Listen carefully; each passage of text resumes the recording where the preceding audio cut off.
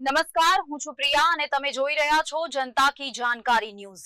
નજર કરીએ આજના સમાચાર। પાટણ જિલ્લાના સાંતલપુર તાલુકાના પીપરાળા ગામે આવેલ વીર યદુવંશી દગાયચા દાદાના મંદિરની પુનઃ પ્રાણ પ્રતિષ્ઠા મહોત્સવમાં ગુજરાતના મુખ્યમંત્રી ભૂપેન્દ્ર પટેલ સહભાગી બન્યા હતા।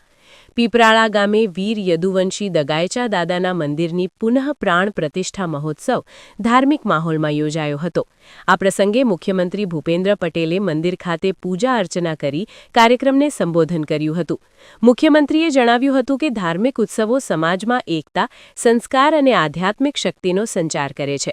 તેમણે વધુમાં જણાવ્યું હતું કે વડાપ્રધાન નરેન્દ્ર મોદીના નેતૃત્વમાં દેશના તીર્થસ્થાનોના વિકાસને નવી ગતિ મળી છે અને ભારત પોતાની સંસ્કૃતિ સાથે ફરી જોડાઈ રહ્યું છે।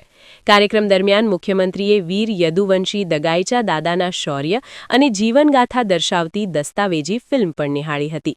આ પ્રસંગે મંત્રી ત્રિકમભાઈ છાંગા, સાંસદ પૂનમબેન માળમ, ધારાસભ્ય લવિંગજી ઠાકોર સહિત મોટી સંખ્યામાં આગેવાનો અને આહિર સમાજના ભાઈ બહેનો ઉપસ્થિત રહ્યા હતા।